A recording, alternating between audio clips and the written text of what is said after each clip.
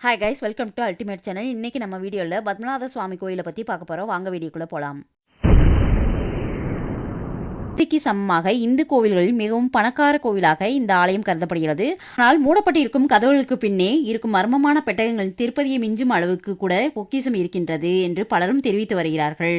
இது மட்டுமல்லாமல் இது பத்மநாத சுவாமி ஆலயமானது உலகிலே மிகவும் செல்வம் வளமிக்க ஆலயமாக இருப்பதற்கு முக்கிய காரணமாக பல ஆண்டுகளாக கோவிலில் செலுத்தப்படும் நன்கொடைகள் என்று கூறப்படுகிறது.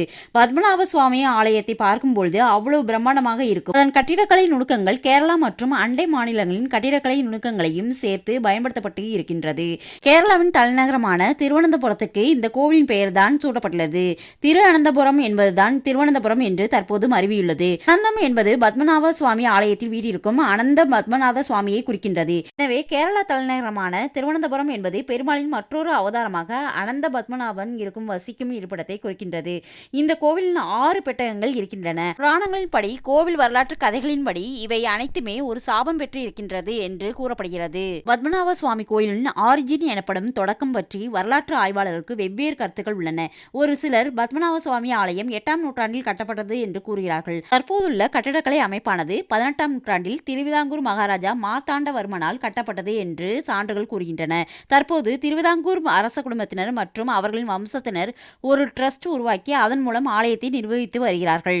மர்மத்துக்கு பெயர் பெற்ற பத்மநாத சுவாமி ஆலயத்தில் தற்போது 6 பெட்டகங்கள் உள்ளன. கோவிலில் இருக்கும் மர்மமான பொக்கிஷங்கள் பற்றி ஆய்வு செய்ய வேண்டும் என்று 10 ஆண்டுகளுக்கு முன்பு ஓய்வு பெற்ற IPS அதிகாரியான சுந்தரராஜன் சுப்ரீம் கோர்ட் முறையீடு செய்தார்.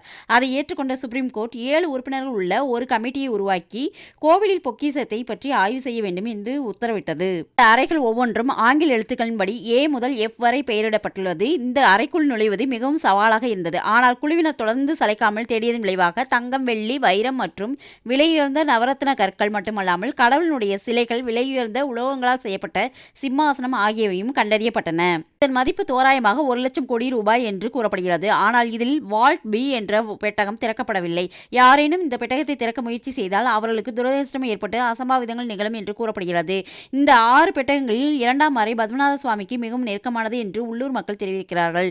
இந்த பெட்டகங்களில் மந்திர சக்தி தான் பாதுகாக்கிறதோ என்பதை நிரூபிக்கும் வகையில் இந்த கோவில் மர்மத்தை கண்டறிய வேண்டும் என்று மனு கொடுத்த ஓய்வு பெற்ற அதிகாரி அறைகள் திறந்த சில நாட்களிலே இறந்து போனார்கள்.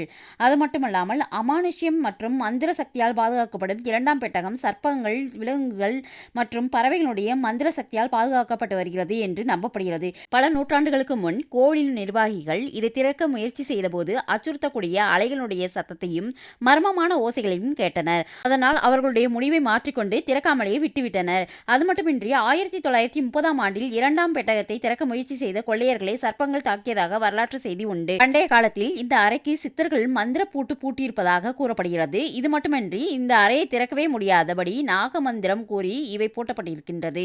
கருட மந்திரத்தை மிக துல்லியமாக கூறும் ஒரு நபரால் மட்டுமே இதை திறக்க முடியும் என்று நம்புகிறார்கள். எப்படி இருந்தாலும் பல ஆயிரம் கோடி மதிப்புள்ள ஆலயத்தில் இன்னும் மர்மங்கள் நீடிக்கின்றது. இந்த வீடியோ உங்களுக்கு பிடிச்சிருந்துச்சுன்னா லைக் பண்ணுங்க, ஷேர் பண்ணுங்க, சப்ஸ்கிரைப் பண்ணுங்க. தேங்க்யூ.